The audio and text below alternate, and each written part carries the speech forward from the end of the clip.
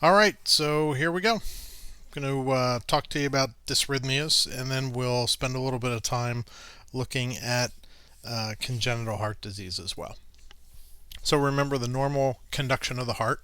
The impulse starts in the SA node, comes down Bachmann's bundle, which transmits that signal throughout the right atrium and also takes it across to the left atrium, and then delivers the impulse to the AV node. In the AV node, it takes a little coffee break, waits a little while until atrial contraction occurs and the atria empty into the ventricles. And then the signal proceeds down the bundle of His and then splits into the left bundle and the right bundle and eventually ends up in the Purkinje fibers.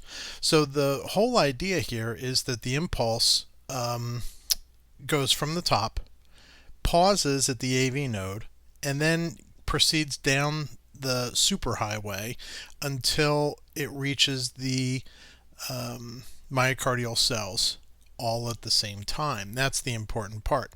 The signal doesn't start depolarizing the ventricles here. Rather, it goes all the way down and depolarizes the ventricles almost simultaneously. Now, there's a couple things for you to notice here. Notice there's this little tiny outpouching or outcropping of fibers. This is responsible for the first deflection on the EKG because although I said it happens almost simultaneously, in reality this the proximal part of the conduction system depolarizes just a little bit in front of the rest of it.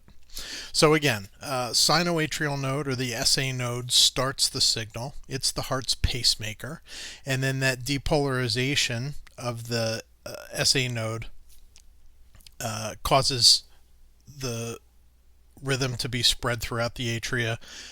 Atrial contraction happens, and we see that with the P wave on the EKG. Next is the AV node. Remember I said the impulse takes a little coffee break here.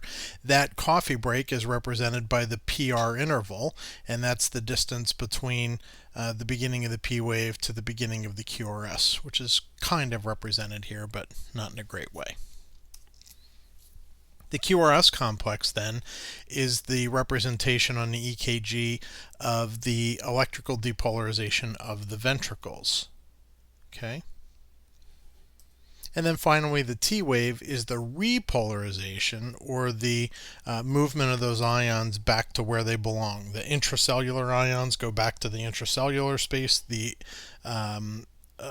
intravascular ions go back. The extracellular ions go back to the extracellular space, and that is represented on the EKG as the T wave. Now, there's also a U wave. We're not going to bother talking about that, but when we put all these together, we see the P wave and then the PR segment, which is the distance between the end of the P wave and the beginning of the QRS complex. Then we see the QRS complex. Okay. Then there's a pause, this ST segment here. The T wave happens after that. And then there's a couple of intervals that we need to understand. So the PR interval begins at the beginning of the P wave and goes to the beginning of the QRS complex. Not the beginning, not the top of the QRS complex, as some people at Hershey Medical Center for some reason have mistaken. But instead, it starts at the beginning of the QRS complex. Don't let anybody tell you that you measure the PR interval from the beginning of the P wave to the top of the QRS complex. That's just dead wrong. Okay, the QRS interval then, or the QRS duration, is the beginning of the Q wave to the end of the S wave. Now, let's just pause for a second and talk about the QR and the S, the Q, the R, and the S. The Q wave is defined as the first downward deflection of the QRS complex. The R wave is the first upward deflection of the QRS complex.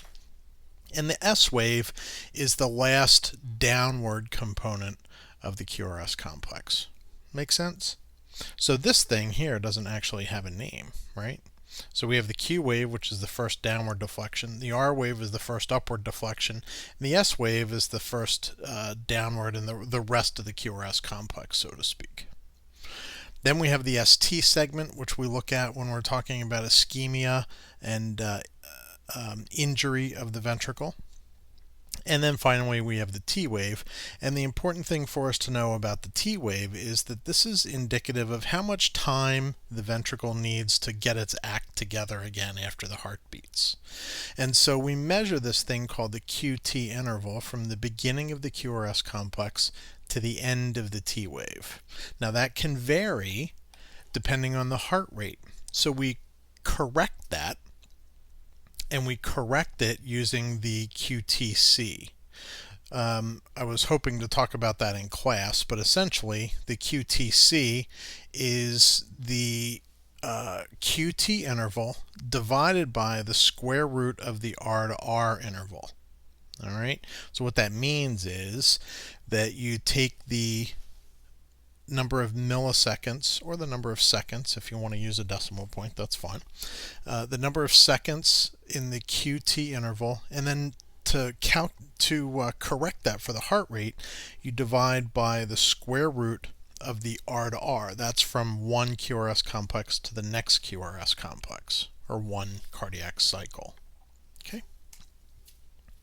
So a couple of ways that you can determine the rhythm. One way is to find one of these R waves that lands on a thick line here.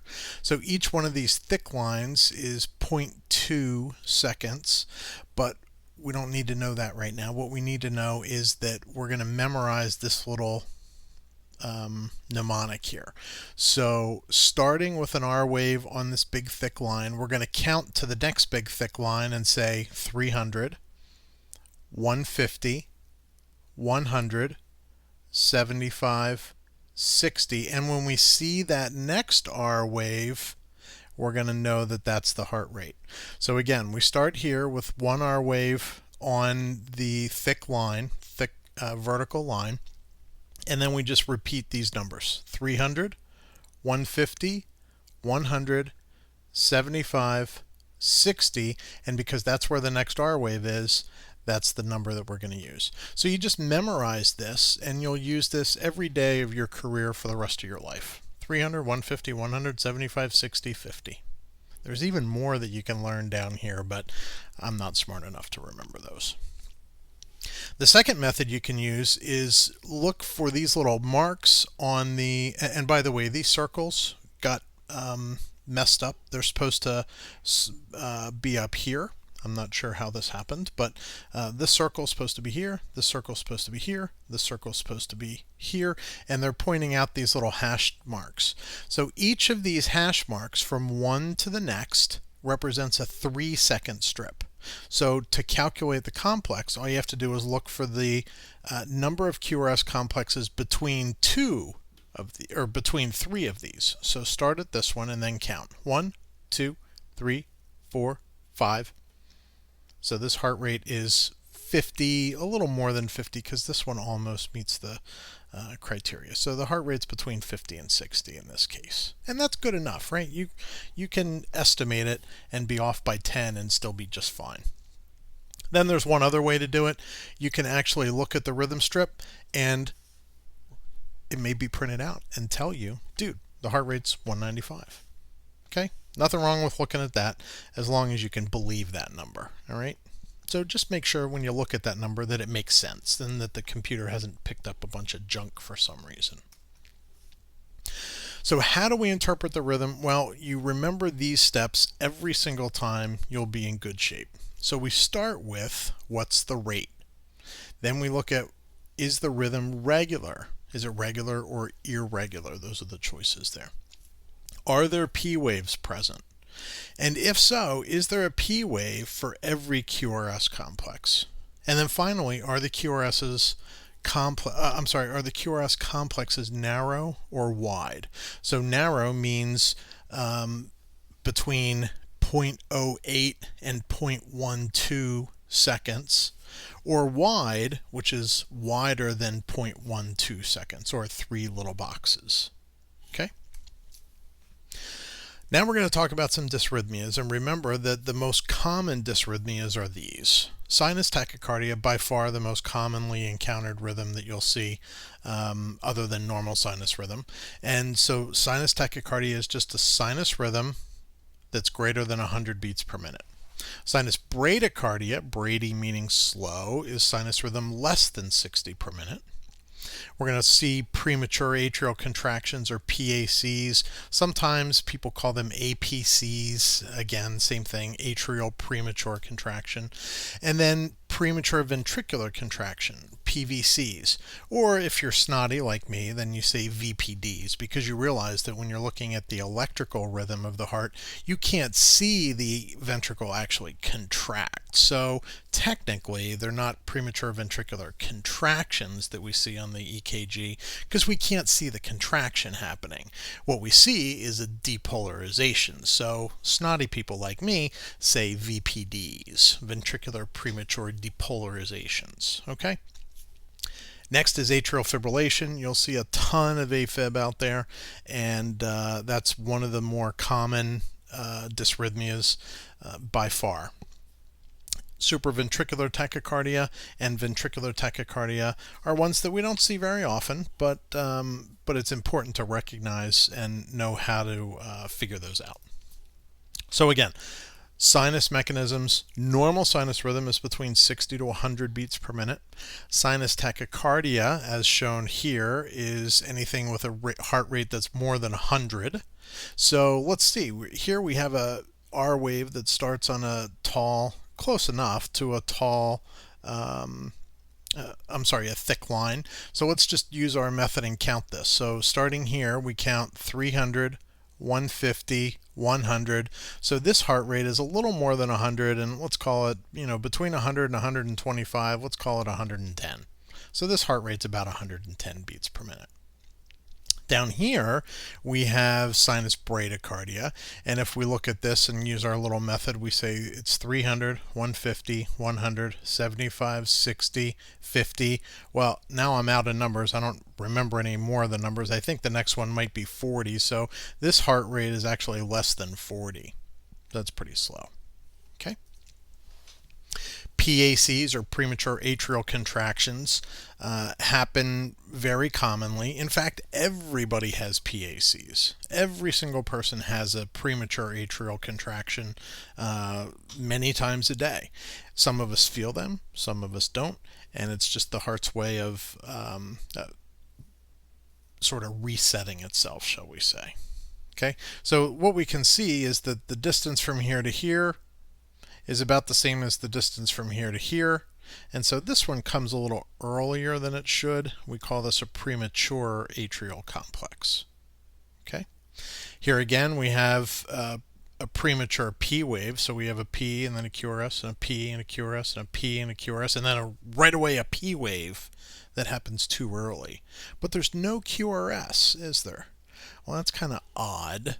Well, we have a name for this, and we call this a blocked PAC.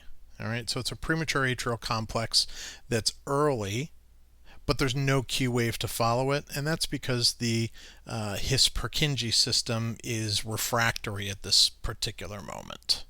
Okay, means it can't conduct a beat at the moment. So we have premature atrial contractions. We also have these things called premature ventricular contractions. Now, PVCs are early. We can see them here. And they're wide and bizarre looking. So look how funny looking this is. Here's a normal QRS complex. Here's another QRS complex that has a different explanation. But here's a premature ventricular contraction. It's way wider than 0.12 seconds. All right, 3 little boxes. And then here's another one. So these are different foci in the heart that are giving these premature ventricular contractions. So in this case, the focus in the ventricle is ramped up for whatever reason and is causing these extra heartbeats. Now, if we get a whole bunch of these early beats together, then it forms this, and this is called ventricular tachycardia. So 1 PVC we call a PVC, 2 we could call a couplet, 3 we could call ventricular tachycardia. 3 or more is ventricular tachycardia. Sorry, I'm freaking out here. Sorry about that. It wasn't you, it was me. Now that reminds me that in this case here, we can look at this and see a normal QRS, then a PVC, normal QRS, PVC, normal QRS, PVC. So we're nurses, we have to give names to things, and there's no necessity in giving this a name, but it makes us all feel better to call this ventricular bigeminy. All right, so bigeminy means every other beat. So this is ventricular bigeminy, big deal, doesn't really matter, but we give it a name, and so we write this in the chart when we see it. Okay? Atrial fibrillation has 2 diagnostic criteria. No discernible P waves. Do you see any P waves here? No, you don't. No P waves, it's just a lumpy, bumpy baseline. Okay, these are T waves, by the way. So we don't see discernible P waves, and the rhythm is irregularly irregular. There's no pattern to it at all. Here's wide apart, then close together, then sort of medium apart, and then wide apart, then close together. There's no discernible pattern, no discernible P waves. Therefore, it's atrial fibrillation. Down here, we use those same tests. Any discernible P waves there? Nope, I don't see any. Is it irregular? Yes, it's irregularly irregular. And so if I get my calipers out and look at these, I can see that they're way different distances apart. So this is atrial fibrillation as well. Now what's the difference here? Here we can see this sort of wavy, squiggly baseline that's sort of uneven, right? So we would call this coarse atrial fibrillation, and this isn't a great picture of it. We'll see other examples in clinical, but this is one example of atrial fibrillation that has sort of a coarse baseline. This one has a very, very fine baseline. There's almost no extra stuff in there. So this is fine atrial fibrillation. Okay, now in either case, atrial fibrillation can be either too fast or too slow. So your heart rate can be, 180 beats per minute in atrial fibrillation, or it could be 50 beats a minute in atrial fibrillation. Okay, that part doesn't matter. The fact is that it's still atrial fibrillation. Supraventricular tachycardia, or SVT, is another rhythm that you'll need to be able to recognize. It's usually narrow complex, but it can be wide complex if the impulse takes a funny path through the heart. We call that aberrantly conducted, or with aberrancy. SVT is usually a regular rhythm. It usually starts and stops abruptly, and sometimes we can use vagal maneuvers to convert them back to sinus rhythm. And what do I mean by vagal maneuvers? Well, I could push on their carotid and stimulate the carotid baroreflex. That's one way to do it. I could have them valsalva, which is the act of bearing down as though they were moving their bowels. That's another vagal maneuver. You could do something crazy like putting their face in ice water. That's also a vagal maneuver. It's a little harder to do that though, right? So those are different vagal maneuvers that we sometimes use to try and get people out of SVT. And very often they're effective, and oftentimes patients figure this out themselves, right? So they know that if they hold their breath and bear down, that they may be able to get themselves out of this funny rhythm. And we teach them those maneuvers as well. Then finally, we talk about ventricular tachycardia. This is always wide complex, and it can be difficult to differentiate it from supraventricular tachycardia. So when we see wide complex tachycardias, we always get very nervous. Usually these narrow complex tachycardias are well tolerated, unless it's an infant with WPW that, they're, for whatever reason, they're just going a million miles an hour. Or they convert to AFib and they have an accessory pathway. I realize this doesn't mean a whole lot to you, but normally SVT is well tolerated for a short period of time at least, and sometimes it's well tolerated for a long period of time. Ventricular tachycardia certainly could be tolerated for a period of time, but we don't like it. It can degenerate into ventricular fibrillation, which is always pulseless and always bad. So we don't want anybody to be in ventricular tachycardia very long, and we have to make sure that we figure that out right away. So what do we do? Well, once we find out that there is an arrhythmia, then we need to take steps to fix it. So take, for example, the person in SVT. They're stable, their blood pressure's fine. They may not feel well, but there's no urgency to get them into a normal rhythm. We don't have to use electricity and put them to sleep and shock their heart, but we do want medicines perhaps that will be able to do that. Well, there's a whole list of medicines that we can use to accomplish that. And remember, when I've talked to you before, we've talked about antiarrhythmic drugs, and we have to be very careful with antiarrhythmic drugs. They're not cuddly drugs, right? These are not warm and fuzzy like beta blockers, where we know that we're almost going to hurt nobody with beta blockers, right? So that is a type of antiarrhythmic. But these other antiarrhythmics, the class 1 agents and the class 3 agents, not cuddly drugs at all. They're just not cuddly drugs. We have to be very careful when using them. They have to be picked for the right patient, and we have to be a little nervous when we use them because of the bad things that can happen, like worsening arrhythmias. But this chart is the Vaughan-Williams classification system. And essentially what this does is breaks down each of the antiarrhythmic drugs into one of these classes so that we can better understand them.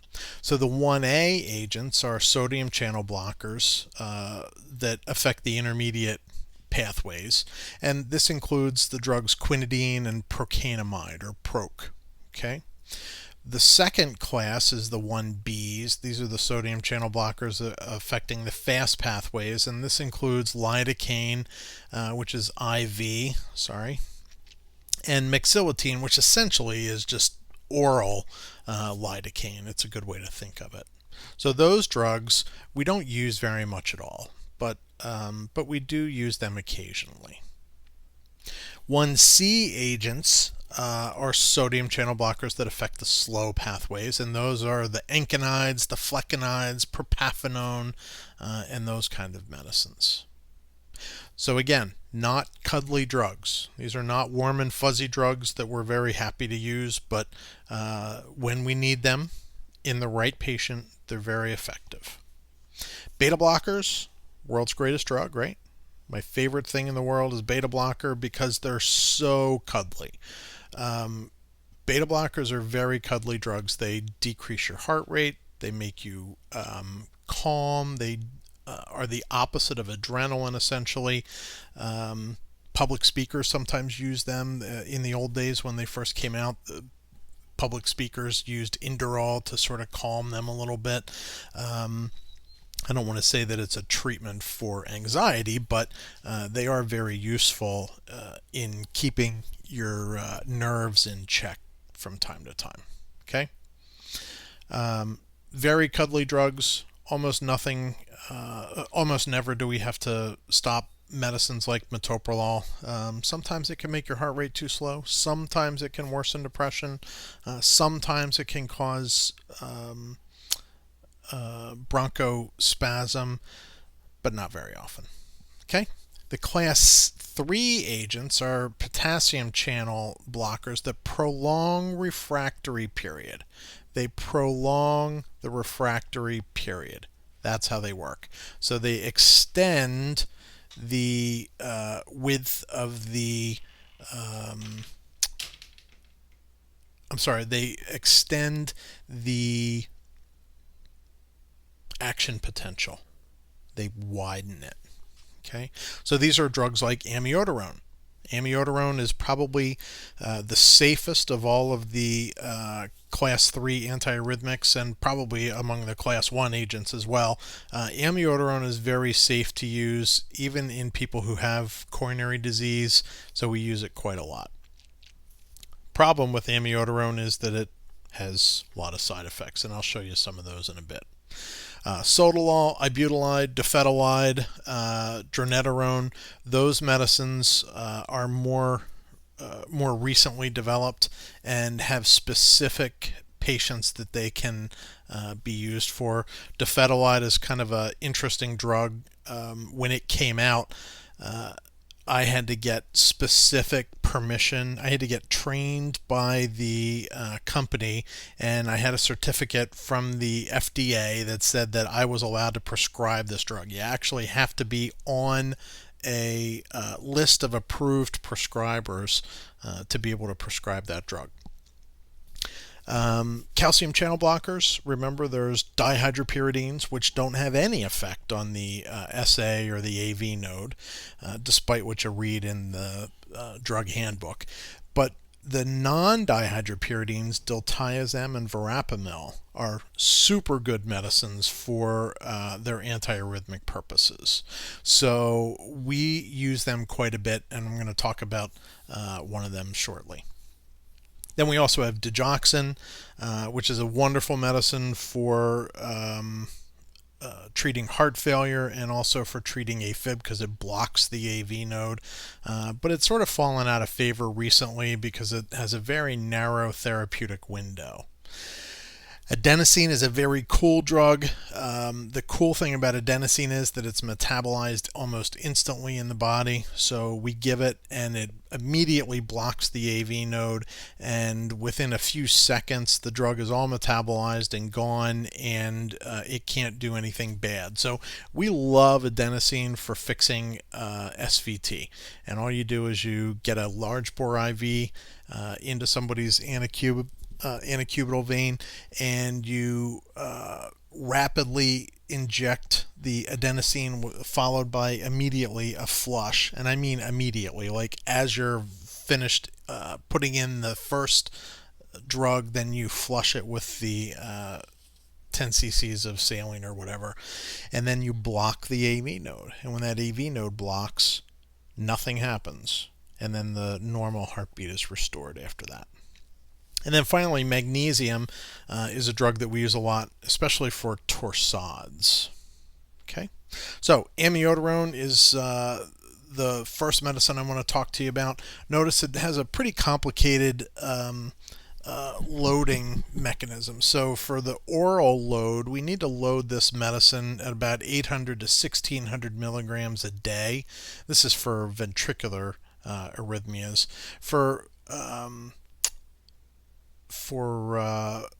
atrial arrhythmias like atrial fibrillation, we usually use a lower dose, like probably 400 milligrams a day for 1 to 3 weeks, and then we put them on 200 to 600 milligrams a day. Again, for AFib, which is what we usually use amiodarone for these days, about 200 milligrams a day, 100 to 200 milligrams a day. In the hospital, we use IV amiodarone to get people up and running quicker, so we can give them 150 milligrams IV over 10 minutes, then a milligram per minute for 6 hours, and then half a milligram per minute for 8 hours. So the good news is that amiodarone is a terrific drug. It's safe. It works very, very well. The bad news is that amiodarone is a terrible drug. It has all sorts of adverse reactions, not the least of which are hypothyroidism or hyperthyroidism. How weird's that, right? It can cause either your thyroid to stop working or to go into overdrive. Very weird. It can poison your liver, can cause pancreatitis, can cause neuropathy, pulmonary toxicity, corneal deposits, skin hyperpigmentation. It's a mess. Can also cause acute problems like severe bradycardia, AV block, QT prolongation and torsades, hypotension. It's a mess. So it's a wonderful medicine because it's generally safe to use in people who have coronary disease. It's a bad medicine to use in high doses because some of these adverse effects can happen. And you know what? I've seen most of these side effects from amiodarone. We used to use amiodarone a lot for ventricular arrhythmias until we realized that it's really too hard to do that. So now we really use amiodarone for a prolonged period just for AFib, and if we can get away from it for ventricular arrhythmias, which require higher doses, then we usually do. Okay, so This is the skin hyperpigmentation that I referred to a little bit earlier. This is from the New England Journal of Medicine, and this patient has been on amiodarone for some time, and the amiodarone really goes and lives in the skin. That's why we have to give so much of it and give such high loading doses, because when we deliver it, it's only in the blood for a short period of time until it gets absorbed into the adipose tissue or the skin or somewhere else. So this kind of discoloration can be a frustrating thing for patients to have, so they don't like it. Harmless, but ugly. This is a picture also from the New England Journal of the corneal deposits that I mentioned earlier from people on amiodarone. These go away after you stop the amiodarone, as does the blue discoloration mostly, but it takes months and months and months for that stuff to disappear. Things like pulmonary fibrosis, that doesn't go away. The hyperthyroidism we usually have to treat because it will hurt the patient if we let it go too long. We can't just wait for the medicine to wear off in months and months and months. They usually need acute treatment like thyroidectomy. So, some drug calculations for you. This is just my little gift to you. I know how much you all love these. But I want you to get used to doing it so that it's not so terrifying. So Mr. Brady is being cared for in the MICU and develops frequent episodes of VT. You get orders for amiodarone 150 milligrams IV now, then 1 milligram per minute for 6 hours, then 0.5 milligrams per minute for 18 hours. So to give the bolus dose, you mix 150 milligrams of amiodarone in 100 mils of D5W and infuse it over 10 minutes. So my question to you is, what rate do you set the pump? Okay, you can answer that. We'll go over these next week then. Secondly, you have to add 900 milligrams of amiodarone to 500 mils of D5W and infuse that at 1 milligram per minute.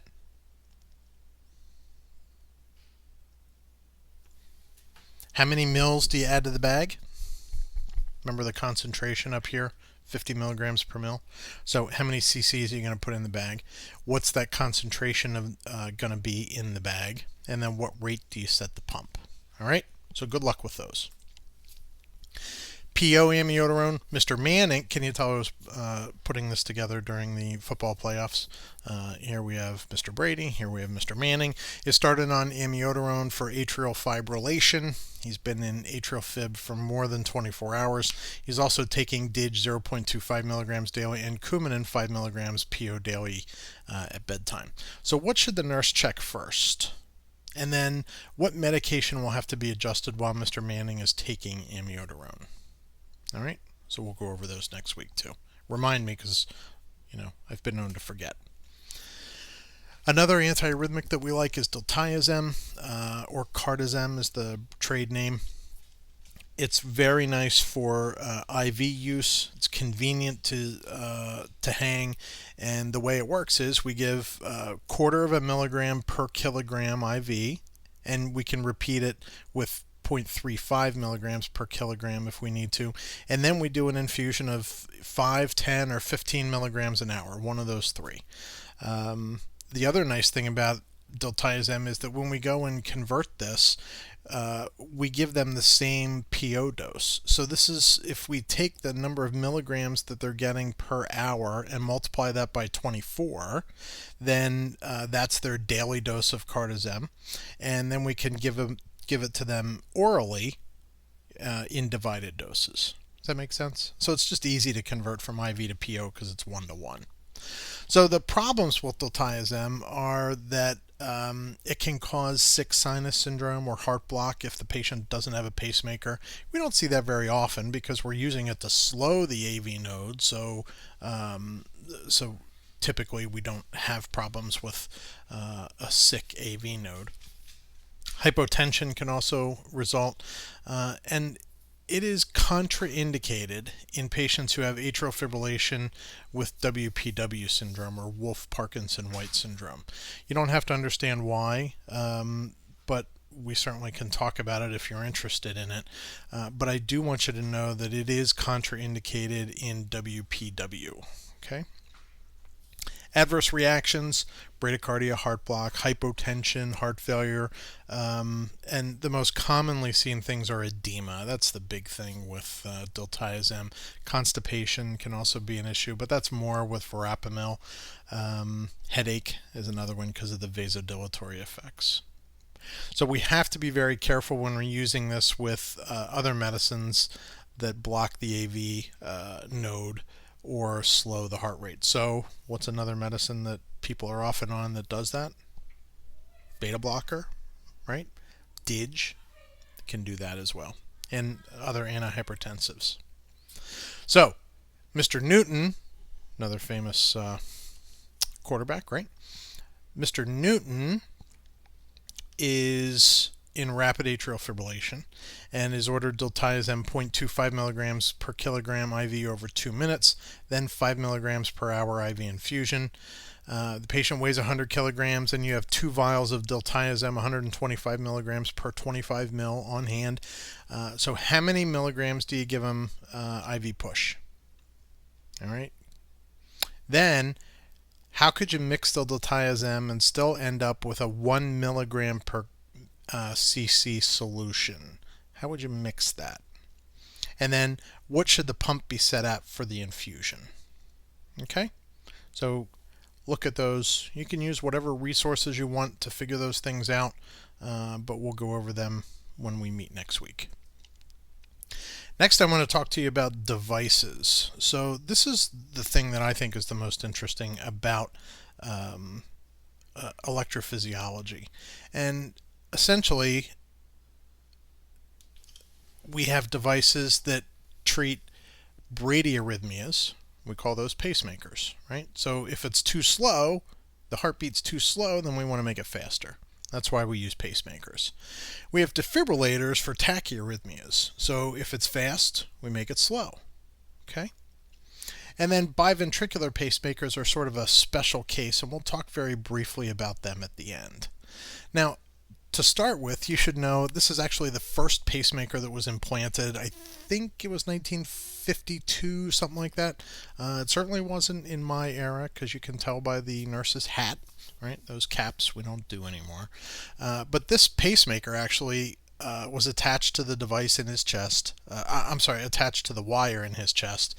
And he had to push this around with him. Now they're so tiny that you can hold them in the palm of your hand, and they actually could get lost in the palm of your hand. They're much, much smaller. So what rhythms do we treat with pacing? Well, we can use it for sinus bradycardia. We use it a lot for tachybrady syndrome, where sometimes the heart rates, they're in sinus tachycardia, sometimes their heart rates, 40.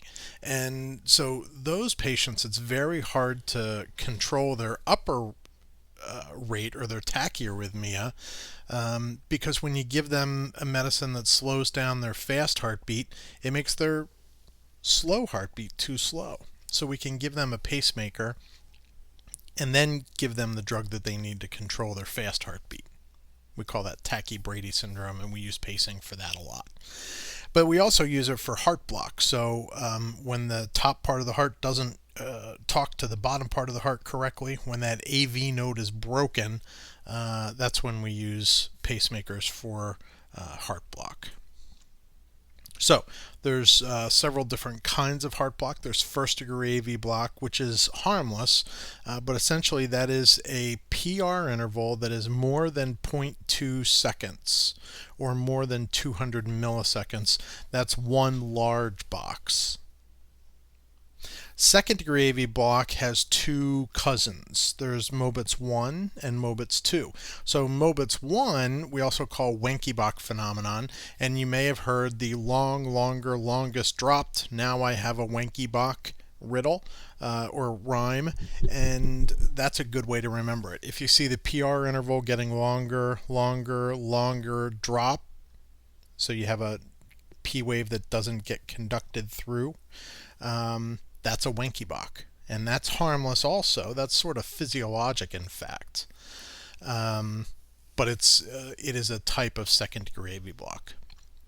The other kind is second degree AV block Mobitz II or type 2, and that's where you occasionally just have a P wave that doesn't conduct through to the ventricles. So that is a potential problem because that usually does not stay that way for long. It usually degrades into third degree or complete heart block, where there's no communication between the atria and the ventricles. So here's an example of Wenkebach that I was telling you about. Notice the PR interval right here is about this long, whatever that is. And then here you can see it's longer. And then here you can see it's longer. And then here it's even longer. And then here is a P wave with no QRS. And then the cycle starts over again. So now here's a short one, then longer, then longer, then longest, then dropped, and it starts over again. That's Wenkebach phenomenon. Mobitz type 1. Harmless, not to be treated, don't worry about it. Mobitz II is this, where you have a P wave that's not early, so it's not a PAC, it's not a blocked PAC. These P waves actually march straight through, so this one conducts through, this one conducts, this one doesn't, this one doesn't, this one does, this one does. Okay? Darn it. Sorry, keep doing that. So we have pacemakers that we use for these patients, and we have several different kinds. We have single chamber pacemakers, we have dual chamber pacemakers, and then we have the biventricular kind, which is a little different. We actually use that for heart failure, not for bradyarrhythmias. I'll tell you about that later. In order to be able to talk about all these things between professionals, we came up with I had nothing to do with this. This was invented before I was born, but I'll use the royal we. So this nomenclature has been developed where we use a 4 or 5 letter acronym that we can use to describe the pacemaker function. So the first letter is the chamber paced, and that can be atrium, ventricle, dual, or none, in which case it's an O. The chamber sensed is what is the pacemaker looking at. It can be it's looking at the atrium, or it's looking at the ventricle, or it's looking at both the atrium and the ventricle, or it's looking at none, in which case it's O. The mode of response then, it can be triggered. So it could see a P wave and then trigger a V spike, or it can be inhibited because it sees a ventricular depolarization, so it's not going to fire the ventricle. Or it could be dual, meaning that it's both triggered, so it'll trigger that V spike if need be, or it can also be inhibited by the intrinsic conduction. So dual or none is the other kind of mode of response. The programmable functions then, rate responsiveness is really the big thing that we talk about here. Rate responsiveness is a little hard to understand. I'm not going to harass you with it right now. I want you to really learn the first 3 letters. That's the most important thing. Okay? So single chamber pacemakers can be AAI, where the atrium is paced, the atrium is sensed, and it will be inhibited if it sees atrial activity. So here's an example of an A paced rhythm where the spike occurs here causing the P wave, and then the normal conduction goes through and causes the QRS complex to happen. Then we have another spike, P wave, QRS, spike, P wave, QRS, etc. So the way this system works is that the pacemaker goes in here in the chest and then goes into the subclavian vein and then down into the ventricle if it's a VVI pacemaker, right? Ventricle paced, ventricle sensed, and inhibited by ventricular activity. Or if it's an atrial pacemaker, then the lead would be up here in the atrium. Okay? So again, this is an A-paced rhythm here, and then this is a V-paced rhythm. Now look carefully here, and you'll see that it's really very hard to see the V spike in this particular lead. All right? If you look down in the V5 lead, you'll see it's an easier thing to see. Now, the funny thing about this is that the EKG machine is actually producing this spike. the spike doesn't occur on its own. It's so small and so impossible for you to see it that the EKG machine actually has to put this spike on here for you. So this is an artificial spike, and that's why sometimes when you're looking at a telemetry rhythm, if somebody's has the pacing function turned on the EKG machine, you may see pacemaker spikes that aren't really there. It's just that the EKG machine thinks it sees them. So again, that's one of those things that we can talk about in clinical, but when you have somebody who has a pacemaker, you have to tell the EKG machine and the monitor that they have a pacemaker so that it can add these little spikes in a way that you can see them. Okay. We also have such a thing as dual chamber pacemakers. So the most common dual chamber pacemaker is a DDD. It means it paces the ventricle and the atria. It senses activity in both the atria and the ventricle, and it can either inhibit the pacemaker from firing or it can trigger the pacemaker to fire. So a DDD pacemaker is the most common one that we use. So here's a picture of a pacemaker that is dual chamber. So here's the atrial lead that comes down, and notice this J shape. This is the shape that you'll see these pacemaker wires take in the atrium. That holds it in there. It makes it stay put. And then the V lead goes down through the tricuspid valve and gets lodged down here in the apex of the heart. On the EKG, we'll see an A and a V spike. So we see the A spike, and then we should see a P wave. It just so happens in this lead that we can't really see the P wave because it's isoelectric, right? We're monitoring it in a lead that that the P wave is sort of invisible. But then, after a certain period of time, comes the QRS complex, or comes the V spike, which stimulates the QRS complex. Notice that because this is in the apex of the ventricle, the QRS is wide and bizarre looking, right? It's wide and bizarre looking when there's a pacemaker spike, because the impulse is starting down here. It doesn't come through the His-Purkinje system anymore. Now it has to take the back roads and go through the ventricle this way. Okay? So here's a chest x-ray that shows the pacemaker device here. This is actually an old x-ray because these pacemakers are much, much smaller than this now. But this pacemaker is in the left shoulder, and here's the wires that go down, and this one is the atrial lead. Notice that J shape again. It goes into the atrium and then pokes up to the top of the atrium. And then the other lead goes into the atrium and down through the tricuspid valve and lodges in the apex of the heart. These are what pacemakers look like. Notice a quarter right here, and here's the size of the more modern pacemakers now. This actually is a Medtronic device, and it actually looks pretty thin. I'm not sure what the Elite device is. It may also be a pacemaker. These are different pacer wires. Again, this is the atrial wire. Notice that J shape to it, and then these are V wires.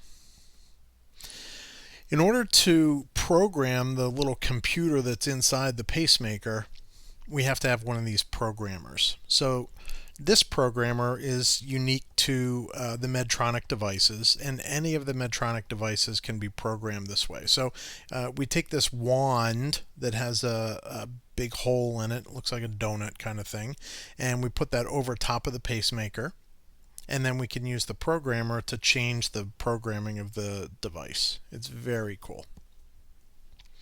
Some problems that can happen with pacemakers, infection, right? Infection's a terrible problem for a pacemaker because you can't take the pacemaker out. You know, if somebody has a bad knee infection with a prosthetic knee, you just take the knee out, you put a spacer in there, and they're uncomfortable for a couple of months until you clear up the infection, but that's cool. with a pacemaker, it's not that simple. If that gets infected, you can't take out the pacemaker, right? For a couple of reasons. One, you can't take it out and not put anything in there because they need the pacemaker in order to survive. The other thing is we can't take these pacemaker leads out all the time. They've grown into the myocardium, and if we pull on them, theoretically, you could pull the heart inside out, right? I don't know that that ever happens, but we talk about that, and that can be a problem. More commonly, we could make it bleed in there, and you could have trauma to the heart. You could damage one of the valves. All sorts of bad stuff can happen. So pacemaker infections are a really big deal. We can also have lead migration. This is actually an atrial lead that has migrated. Notice there's no J shape to it anymore, but it's migrated now into the apex. So it's not pacing the atrium correctly. And in fact, you can see that here where these pacemaker spikes happen. There's no P wave. There's the P wave. Now here's another spike. The P wave's way over here. Here's a spike. It's not really doing. Here's a spike on top of the P wave, right? That's definitely not. Here's a spike after the P wave. This is complete chaos. This definitely cannot happen, right? This cannot happen in a normally functioning pacemaker. There can also be another thing called pacemaker mediated tachycardia, or PMT, where the pacemaker gets confused by itself and speeds up the heart. And that's a complicated thing that I don't want to get into. But PMT is one of the things that you have to be on the lookout for. And then atrial fibrillation also. So if you have somebody with a dual chamber pacemaker and the atrium now starts quivering and there's an electrical signal in there, what's it going to do to the pacemaker? Is it going to inhibit the pacemaker so it doesn't beat anymore? So we have to take that into account. It could make the heart rate go way too fast. So these are some of the problems with pacemakers. Okay. Tachyarrhythmias. This actually is from a device that was implanted in somebody, and this is ventricular tachycardia that's being recorded on the internal lead, and then the device charges and delivers 34.8 joules of electricity right to the ventricle, and then it stops, and normal rhythm. I can't show it to you, but a normal rhythm ensues after that. So this is exactly what we're using tachy devices for. That is to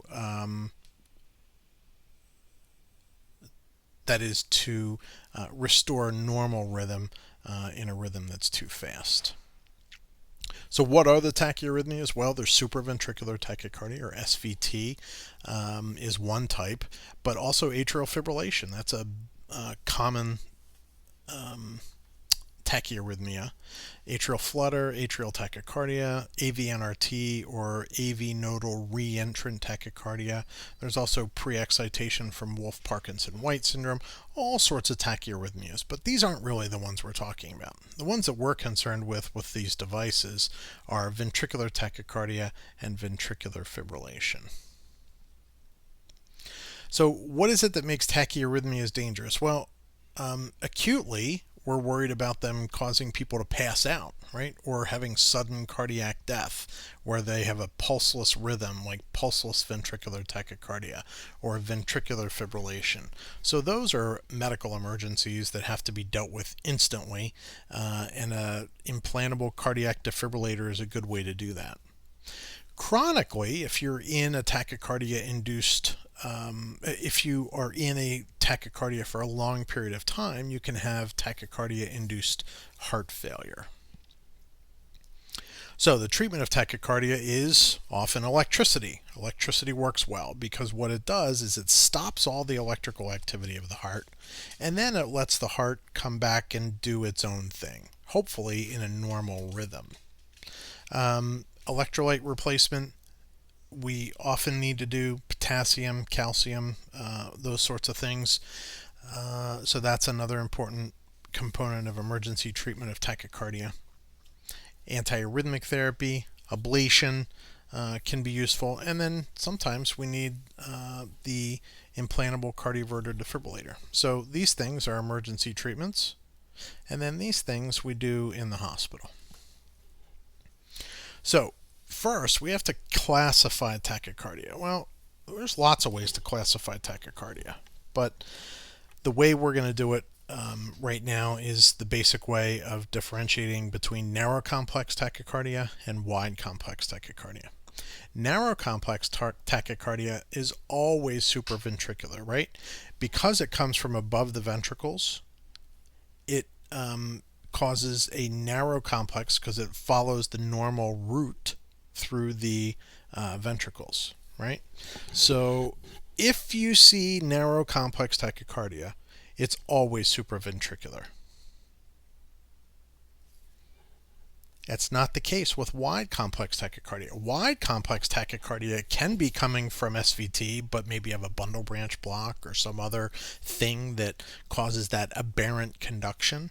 All right, so it can be SVT with aberrancy, or maybe that rhythm is originating from the ventricles. So with wide complex tachycardia, we're much more nervous. We want to address that more abruptly or more emergently. The way we differentiate between wide complex tachycardias is by looking at the QRS complexes in V leads like V1 or V6. So it's a lot more than I can tell you about in this little talk, but suffice it to say that you can't just see the quote rabbit ears that you see depicted here in some random EKG lead and say that they have a bundle branch block. In order to call a bundle branch block, you have to know that that criteria is useful in V1. And so if I see the bunny ears in V1 and a wide S wave in V6, that is, I'm sorry, a wide R wave in V6, then that is indicative of a right bundle branch block. But you can't just look at a limb lead on an EKG and say that that's a bundle branch block.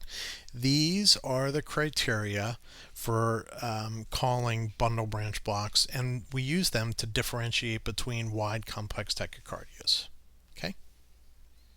You don't have to memorize these, by the way, but you get extra credit with me if you do. All right? We can talk about this in clinical if I have you there. So, supraventricular tachycardias. Here's an example of one.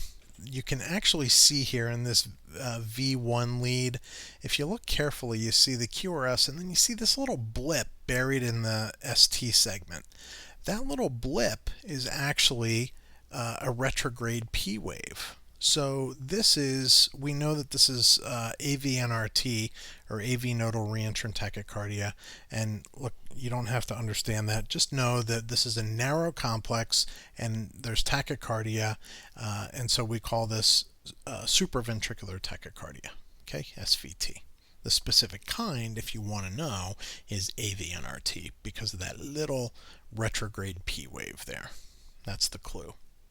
Now there's also this thing called Wolff-Parkinson-White syndrome, which the criteria for that are a short PR interval, meaning less than 0.12 seconds, and then you see this delta wave here, which is sort of a upsloping beginning of the QRS complex. So that upsloping complex is called a delta wave, and so here we can see the delta wave most prominently in V1. But also in the limb leads. The problem with WPW is that it can rapidly conduct through that accessory pathway. So let me back up and explain what an accessory pathway is. There's normal conduction through the AV node, but sometimes people have this little tissue path that goes through the back part of the heart and connects the atrium and the ventricles. And sometimes that signal can go down that pathway. And if you're in atrial fibrillation, that signal can go down that pathway really fast. And that's what's happened here. This is atrial fibrillation through an accessory pathway that's causing a really, really fast heartbeat. So how fast is this? Well, from here to here is 300. So this patient's heart rate is 300 beats per minute. That is flying. So how do we treat SVT? Well, we can, again, use those vagal maneuvers that we talked about. We can use drugs like AV nodal blockers. And what are some of those AV nodal blockers? Beta blockers, non-dihydropyridine calcium channel blockers like Diltiazem or Cardizem, Verapamil, etc. And we can also use electricity if we need to. So if the patient has no blood pressure or they're really sick, then we would just give them some medicine to put them to sleep, shock their heart, let their normal heartbeat recover. Chronically, we use drugs, and sometimes we burn the extra heartbeat out.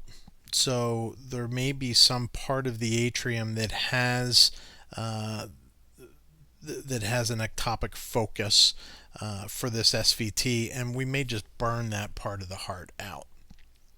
That's called ablation. So in one example, for this kind of tachycardia that goes around the crista terminalis, this is right at the level of the tricuspid valve annulus, by the way. So what happens here is that this cycle gets set up. We call this atrial flutter. The cycle gets set up and it just goes around and around and around and around and around, and it makes the heartbeat fast, about either 300 or 150 beats per minute. And all we have to do is put a catheter across here and just burn this so that that signal can't go in that circle anymore. It's very effective. My dad actually had this done, and it's a very, very good treatment for atrial flutter because it just stops it. It's curative. They don't need medicines or anything then. Ventricular tachycardia. Here's a picture of one form of ventricular tachycardia. Again, always wide complex, right?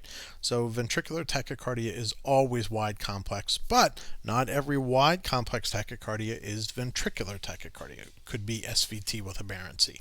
This happens to be ventricular tachycardia, and the way I know that is because there's concordance here, and concordance is very unusual. So when you see it, you know it's VT. And what that means is that the beginning of this QRS complex is upright in all 6 of the precordial leads. So that's concordance. And it's very cool when you see that because that's the diagnosis. It just means that it's all going in the same direction. Okay? Notice that here we don't have concordance. Notice that this is upright here and this goes upright a little bit, but it's mostly negative. So this is non-concordant ventricular tachycardia, which is what most VT is. But again, ventricular tachycardia, none the same. It's just the bottom part of the heart just going way too fast.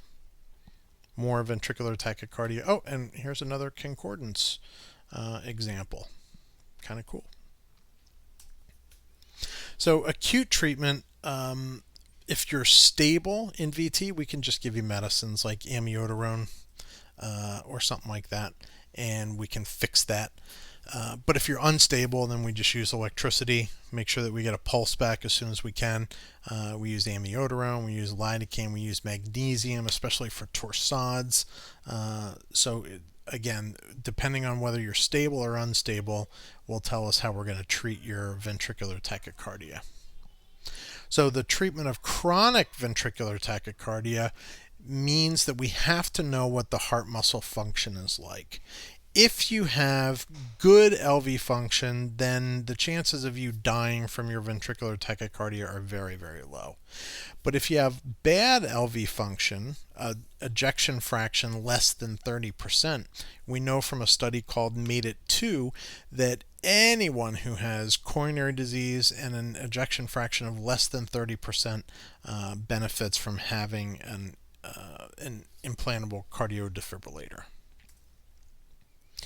So what's the workup for somebody with ventricular tachycardia or other wide complex tachycardia, or somebody who has just a decreased LV function with a history of coronary disease? Well, they get an EKG, they get a stress test to look for ischemia, they get an echo to look at LV function, and then we do a cath to see if they have coronary disease. And then we can do an EP study to look at whether they have an arrhythmia, and if they do, then we can figure out how to fix it. Can we just use some pacemaker fanciness, or do we need to defibrillate them and put a device in? How does that work? So this is kind of the workup that we use. The EP study is essentially done in a cath lab kind of place using fluoroscopy, and they go in through the femoral vein because they only have to go into the right side because they want to look at the atrium and the AV node, which is on the right side anyway. Then they put all these electrodes in and look at each heartbeat from different points along the EKG. So this is the surface electrocardiogram, which is on their chest and their limbs, and then these are the intracardiac electrodes that show the intracardiac conduction through the system. One thing that they do in the EP lab is they actually induce these arrhythmias, and they try and get them to have ventricular tachycardia or ventricular fibrillation, and then they use that information to set the device to know how many joules to deliver in order to get the patient out of VFib or VTAC. It's kind of scary, but the EP guys have ice water through their veins and they're not bothered by this stuff. They know that the only people who are at risk of dying are the people who are in VFib for a long period of time, right? So more than a few seconds. Nobody ever died from acute ventricular fibrillation. It's only when it becomes chronic, after a minute. So these are the devices. So this is a device from 1992 when I first started. They felt like they were the size of a 5-gallon gas can. That's actually not true, but look how big they were back then compared to right now when they're just a little bit bigger than a pacemaker actually. And most of the stuff here is battery, right? That's the thing that's taking up most of the space.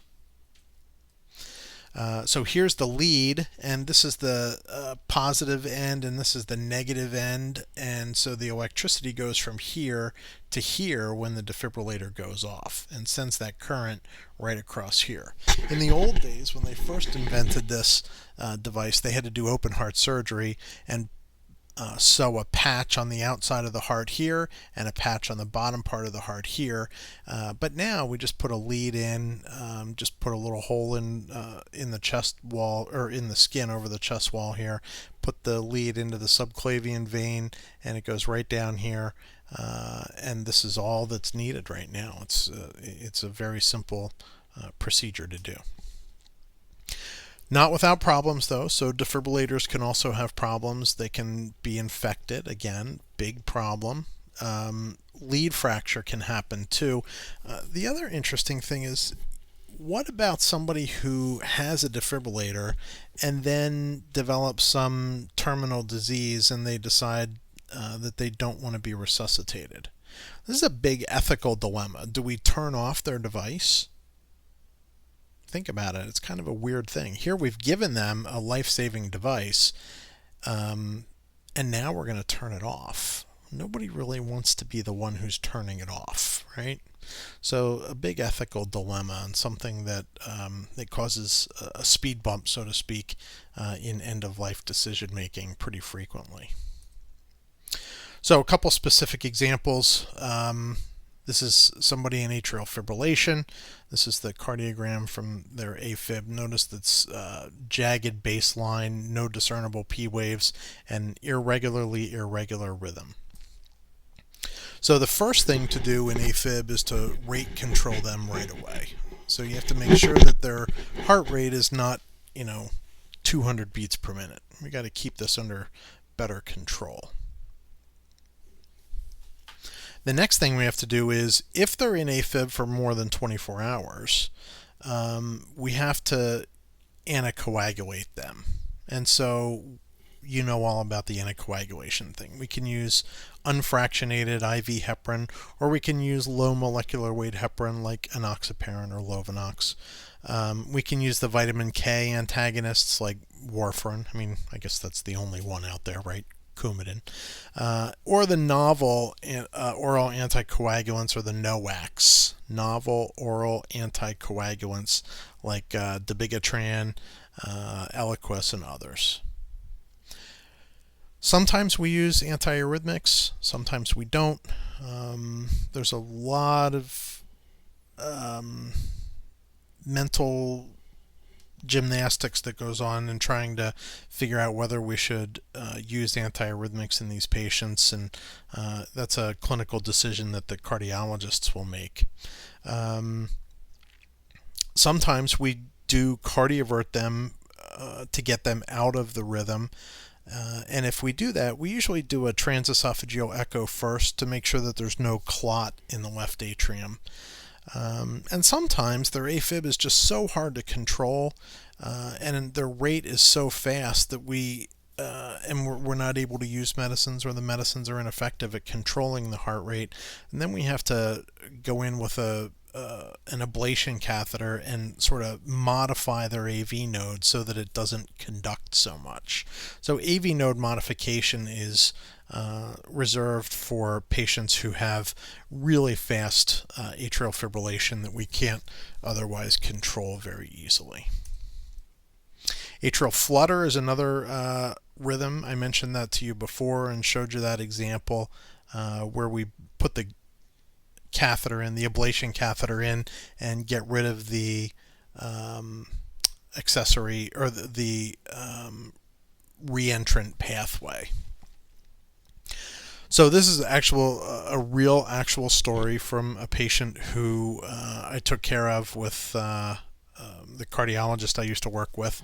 And so she and I went to see this guy who was 48 years old and had been short of breath for about 3 hours or so, and had no substantial past medical history, but he did talk about drinking alcohol heavily, especially on the weekends. On exam, his heart rate was 180. His blood pressure was 110/70. He had left and right heart failure, so he had swelling in his ankles and he had crackles in his lungs. So the question became, here's his cardiogram. So the question became, does he have heart failure because his heart rate is too fast, or does he have an arrhythmia because he's in heart failure? I thought, and it was my guess, that he had the heart failure as a result of his tachycardia. And it was my friend Andrea's assessment that he developed heart failure and therefore he had this arrhythmia. So we made a bet, and turned out I was right. But the treatment plan for him was, we admitted him to the ICU and we gave him benzos to prevent what? Acute alcohol withdrawal, and thiamine to prevent what? Wernicke's encephalopathy. Then we put him on an esmolol drip. It did nothing. Esmolol, by the way, is a very short-acting beta blocker. So it did nothing. I mean, did not touch his heart rate at all. Then we added Diltiazem, did nothing. Then we dialed up both and had him on max dose of both. It did nothing. And I mean nothing. So we diuresed him, and then eventually we ended up, after a day or so, we ended up giving him an antiarrhythmic, and that cardioverted him. And guess what? We saw him back in the office in about 3 months, and his heart muscle function was back to normal again. And that's because that persistent tachycardia can certainly have an effect on the heart muscle, and you have to be very careful about that. So why did I suspect that it was the tachycardia-induced heart failure? Well, because there's this thing called holiday heart syndrome, where you can develop these arrhythmias from just having alcohol, in large amounts infrequently. And so the holiday heart was kind of my thinking when I looked at this. And, this is a pretty well established thing. We see this quite frequently.